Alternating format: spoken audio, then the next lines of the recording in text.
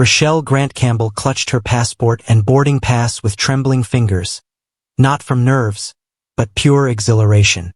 At 27, she was embarking on the trip she dreamed of since she was a teenager. A Caribbean honeymoon with the love of her life.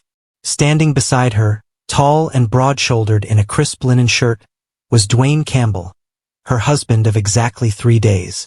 They had been inseparable since they met at a charity gala in Kingston 2 years earlier. Rochelle, a boutique owner known for her fashion flair and sharp wit, had been instantly drawn to Dwayne's deep voice and charismatic charm. He was an up-and-coming contractor with big plans and a magnetic presence. To their friends, they were the golden couple, stylish, successful, deeply in love. Their whirlwind romance had culminated in a picture-perfect wedding on the North Coast. Guests posted glowing stories online. Rochelle descending the aisle in a pearl-beaded gown, Dwayne wiping away a tear as she approached. The reception was a celebration of love, culture, and hope. Steel drums, jerk chicken, and endless dancing marked the beginning of their shared life. Now, as they prepared to board a short flight to Nassau, the Bahamas, Rochelle leaned into Dwayne and whispered, "This is it, babe, the start of everything." Dwayne smiled, his hand tightening around hers. Forever begins now. The flight was smooth, and they toasted with champagne provided by the flight attendants, who beamed at the glowing couple. Rochelle couldn't help but snap selfies. The crystal-clear view from 30,000 feet, the matching Mr. and Mrs. passport holders, and the little gold rings that now adorn their fingers. Every detail was perfect. When they landed in Nassau, the Caribbean breeze hit them like a kiss, warm, salty, and full of promise. A black SUV from their 5-star resort greeted them with chilled towels and complimentary rum punch. Rochelle squealed with delight at the sight of their overwater villa. "This place is unreal," she gushed as she danced barefoot on the polished wooden deck, the sea glittering below. That first evening, they dined under the stars at the resort's private beach. Torches flickered in the wind, and soft reggae music played in the background. Rochelle wore a flowy red dress, her skin glowing in the candlelight. Dwayne fed her bites of grilled lobster and whispered plans about buying a house, starting a family, building a future together. Yet even in that moment of bliss, there were brief shadows. When the waiter smiled too long at Rochelle, Dwayne's jaw clenched. When she laughed a bit too loud at a fellow tourist's joke, his hand found her waist in a firm, possessive grip. Rochelle brushed it off. Maybe it was the alcohol, or maybe he was just tired from the wedding chaos. This was their honeymoon. Nothing was going to spoil it. Back in their villa that night, waves lapping gently beneath them, Rochelle posted a photo to her Instagram story. The ocean by moonlight and the caption, "Wifey status activated. Crescent moon ring #Forever Campbells." She had no way of knowing it would be her last post, and that their dream honeymoon was about to descend into an unimaginable nightmare. The next morning, Rochelle awoke to the soft rhythm of waves gently brushing against the wooden stilts beneath their overwater villa. Sunlight filtered through the gauzy curtains, casting golden patterns across the bed where Dwayne still lay asleep. For a moment, it felt like they were the only two people on Earth. She slipped out of bed, pulled on a silk robe and stepped onto the deck. The ocean stretched endlessly before her, azure and calm. Rochelle closed her eyes and inhaled deeply. This was paradise. They spent the day wrapped in newlywed bliss. Breakfast arrived in a floating tray, served in their private plunge pool. Dwayne fed her fresh mango slices and kissed her between sips of pineapple juice. Later, they wandered hand in hand through the resort's lush garden paths, snapping selfies and tagging locations. #Bahamas vibes, #Love Island, #Campbell's on tour. Everything was curated for perfection. Their smiles, their meals, their online image. But behind the filters, there were flickers of something else. At lunch, a small disagreement over sunscreen turned oddly sharp. Rochelle wanted to reapply. Dwayne rolled his eyes and muttered, "You don't need to put that on every 5 minutes." His voice was low, but the edge was unmistakable. She laughed it off, but the mood shifted. When she excused herself to take a phone call from her younger sister in Jamaica, Dwayne stared at her back with a blank expression. By evening, things returned to normal, or at least what passed for normal in a tropical escape fueled by cocktails and curated intimacy. They joined a catamaran cruise with other couples from the resort. Champagne flowed, a reggae band played Bob Marley classics, and everyone danced under the pink-streaked sky. Rochelle, radiant in a white bikini and sheer cover-up, threw her arms around Dwayne and posed for photos with the crew. One of the staff, a tall, easygoing Bahamian man named Cal, offered to take a couple's portrait with the sunset behind them. "Y'all look like a movie," Cal said with a grin. Dwayne chuckled tightly. "Yeah? Don't go running off with my wife now, boss." Rochelle smiled awkwardly, brushing it off again. But she noticed Dwayne didn't join in the group dancing after that. He stood by the railing, sipping his drink in silence, eyes fixed on her from a distance. That night, back in the villa, Rochelle uploaded the picture Cal had taken.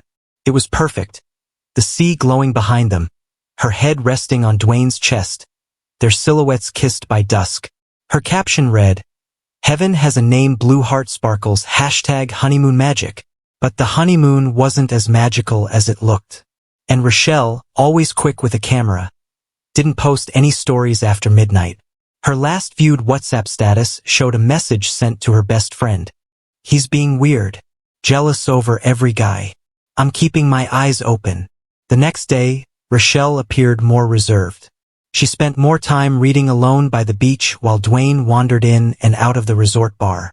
Staff remembered him asking about off-the-map places to go, private islands, hidden coves, secluded boat rides. "I want somewhere special," he told the concierge. "Something unforgettable for my wife." Unforgettable indeed. That evening, they booked a private boat tour with Cal, the same crew member from the cruise.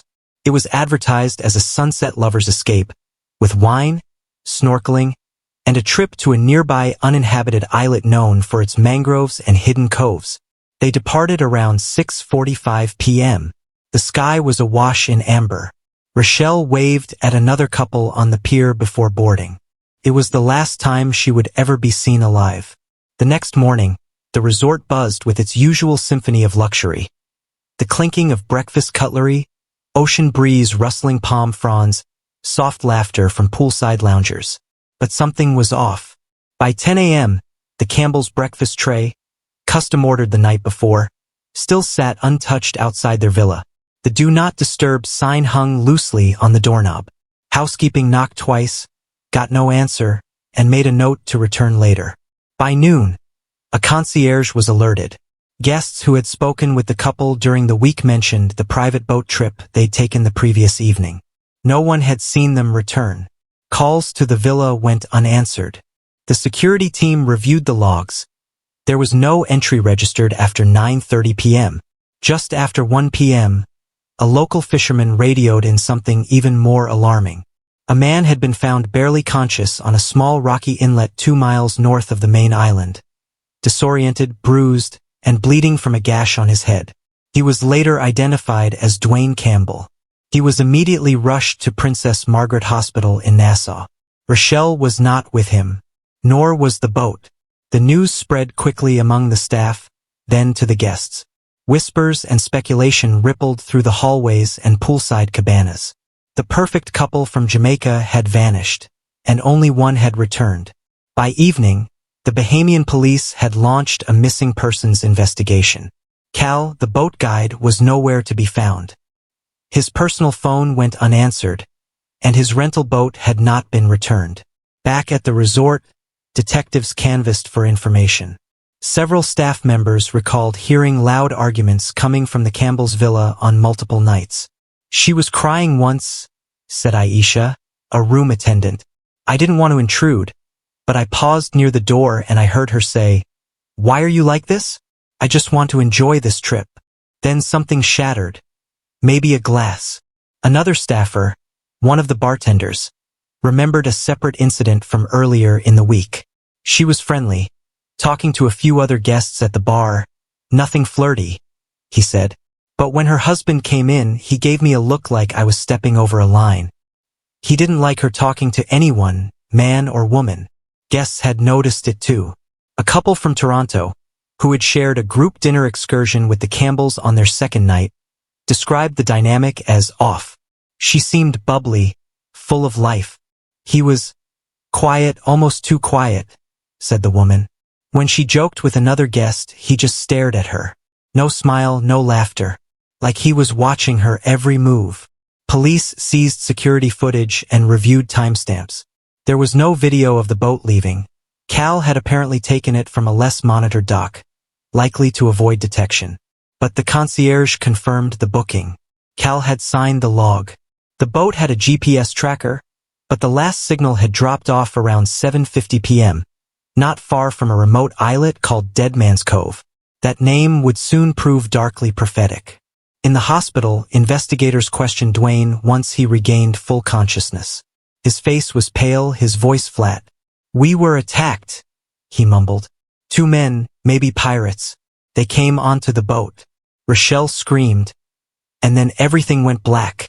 When asked how he'd gotten to the inlet where he was found, he shook his head. "I don't remember." Detectives weren't buying it. He had no defensive wounds, no sign of a struggle consistent with an ambush. The gash on his head was shallow, more like a scrape from coral than a blow from a weapon. His hands were clean. His clothes, though torn and soaked, had no traces of blood. No signs of another person's DNA. And still, there was no sign of Rochelle. The media caught wind of the story by the next day. "Jamaican honeymoon turns to nightmare in Bahamas," read one headline. "Wife missing. Husband injured. Guide vanished." Social media, once filled with Rochelle's cheerful honeymoon posts, was now filled with #JusticeForRochelle tags. But justice would be slow and painful, because the truth, buried in blood, lies, and saltwater, had yet to fully surface. The evening of July 22nd began like a scene from a romance novel. Rochelle had changed into a flowing white maxi dress embroidered with soft blue waves. Her hair was pulled into a loose braid, and her skin glowed with a tropical sheen. She looked effortlessly stunning. Dwayne, dressed in a light cotton shirt and khaki slacks, trailed behind her as they walked down the palm-lined path toward the private marina where Cal waited beside a sleek 22-foot boat. "This is gonna be special," Cal had told them earlier. Crystal waters, secret spot, wine and food all packed. Just you two, the ocean, and the stars. Rochelle smiled brightly, grateful for a quiet moment away from the resort crowd, and maybe, subconsciously, away from Dwayne's subtle tension. She had noticed his mood darken more than once over the past 2 days, but she tried to stay positive. It was their honeymoon. This trip was supposed to mend, not break. The boat left the marina just before sunset, the sun hanging low and orange like a burning coin in the sky. Cal steered with confidence, maneuvering the boat toward the outer cays that dotted the waters like emeralds dropped into sapphire.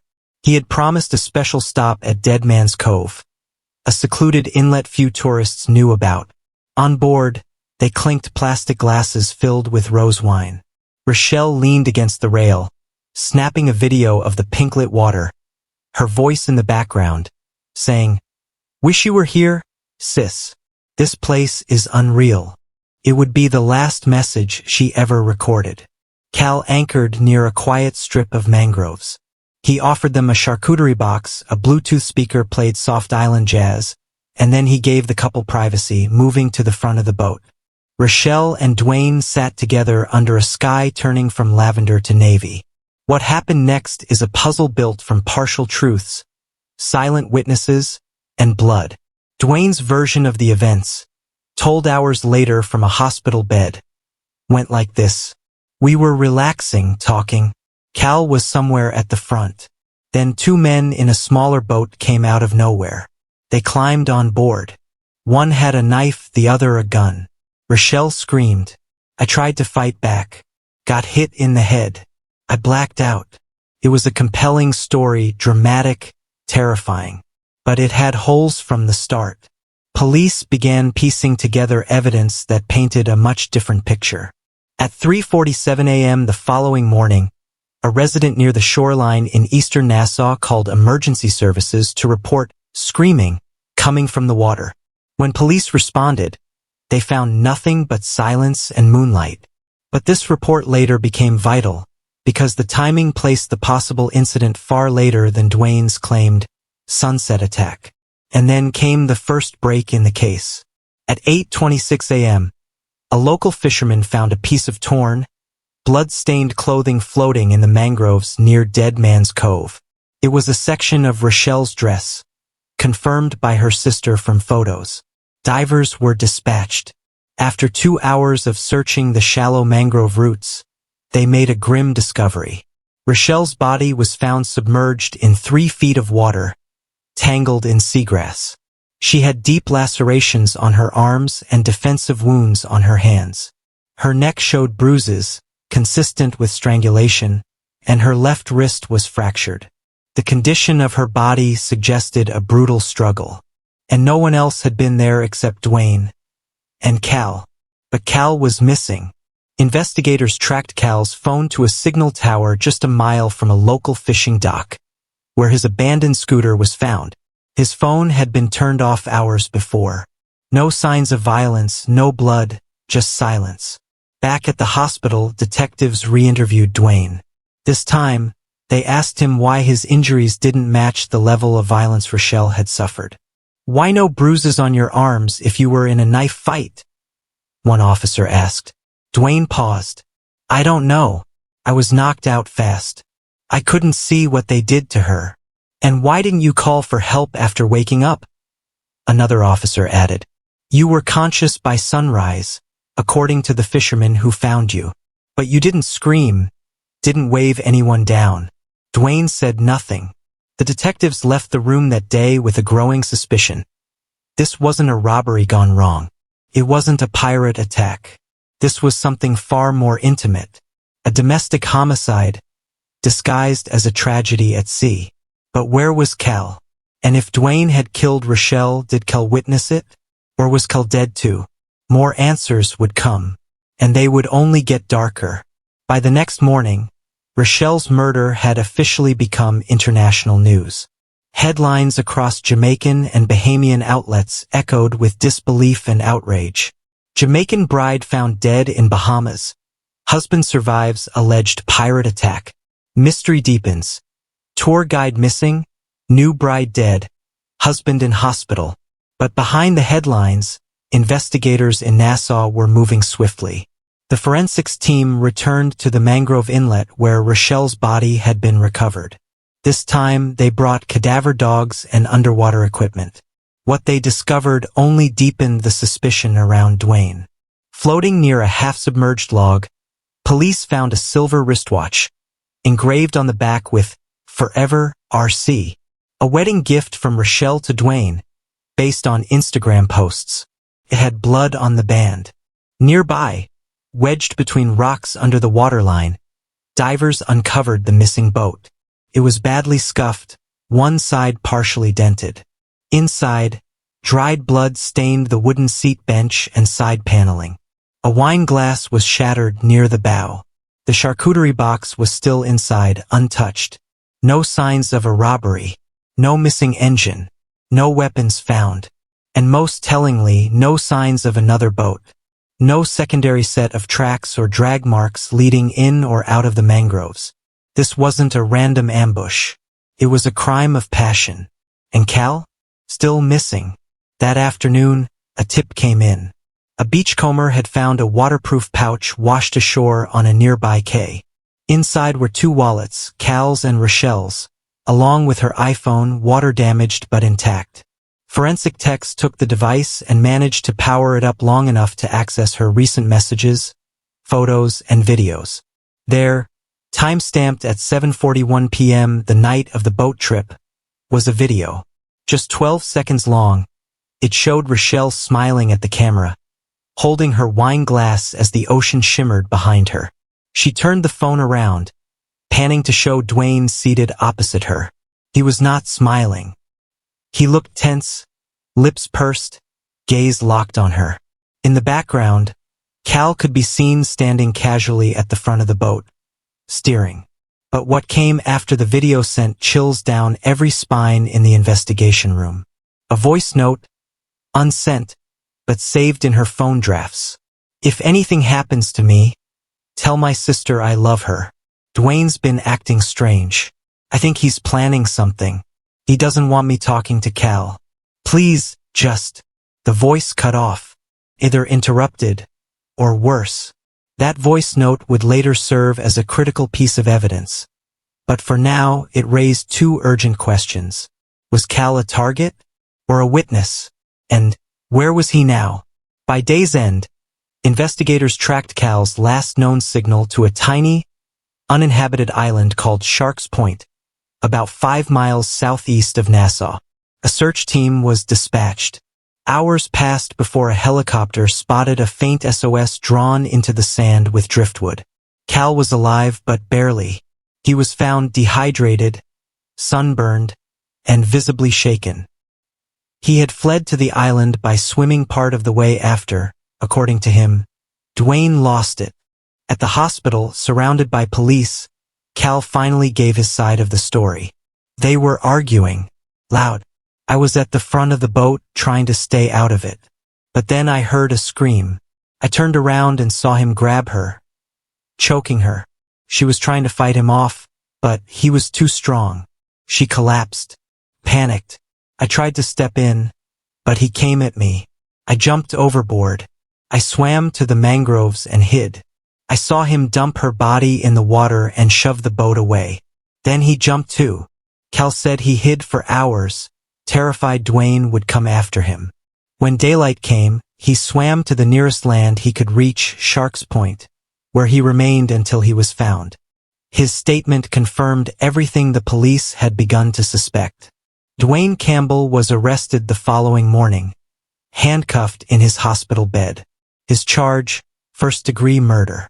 When he was informed of Cal's survival and testimony, Dwayne's only response was, "He's lying." But the blood, the bruises, the voice note, and now an eyewitness, told a story far too damning to ignore. What was meant to be a honeymoon in paradise had become a horror that would haunt two nations. And the trial ahead would unearth even deeper secrets, ones buried not just in blood, but in the very foundations of a marriage that had looked perfect from the outside and was rotting from within. The courtroom in downtown Nassau was packed by the time the trial of Dwayne Campbell began in early December. Seats were filled with journalists, lawyers, local onlookers, and supporters from both Jamaica and the Bahamas. Rochelle's parents sat on the front bench, stone-faced and grieving. Her sister clutched a folded photo of Rochelle in her wedding dress. The man at the center of it all sat silently, eyes lowered. His orange prison jumpsuit a far cry from the tailored suits he wore in wedding photos that had once gone viral. The prosecution dubbed it a murder born of control, jealousy, and rage. They painted a chilling timeline, a groom with a controlling personality, a rising pattern of possessiveness and paranoia, a romantic vacation that masked a toxic dynamic. A sudden, violent end when Rochelle dared to show independence, talking freely with the tour guide, laughing without Dwayne's approval. Their star witness? Cal Johnson, the young Bahamian boat operator who had narrowly escaped becoming a second victim. He took the stand on day 3, hands still trembling months after the night in question. She didn't even raise her voice, Cal testified. She told him to calm down, that she wasn't flirting with me, but he just snapped, grabbed her by the throat. I've never seen someone's face change like that. When asked why he didn't try to stop it, Cal choked up. I did. I yelled. But when he turned on me, I thought I was next.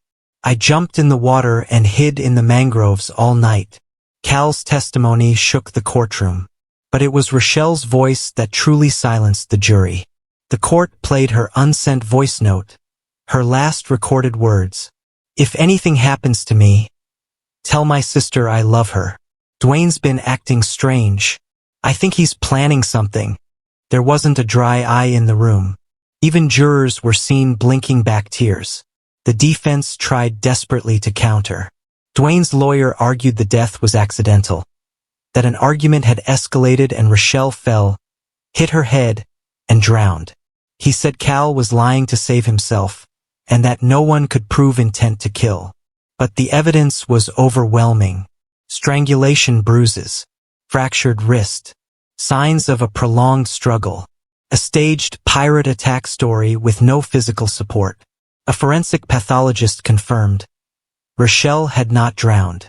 She was strangled before her body was dumped in the water. Dwayne never took the stand. After 4 days of deliberation, the jury returned with a unanimous verdict. Guilty. As the verdict was read aloud, Rochelle's mother broke down in sobs. Dwayne showed no emotion, not a single tear, just the same hollow expression he'd worn throughout the trial. At sentencing, the judge spared no words. You turned paradise into a grave. You betrayed your vows and took the life of a woman who trusted you, who loved you. You staged lies, pointed fingers, and showed no remorse. This court sentences you to life in prison without parole. Outside, crowds gathered. Candles were lit. Rochelle's face appeared on posters, t-shirts, murals.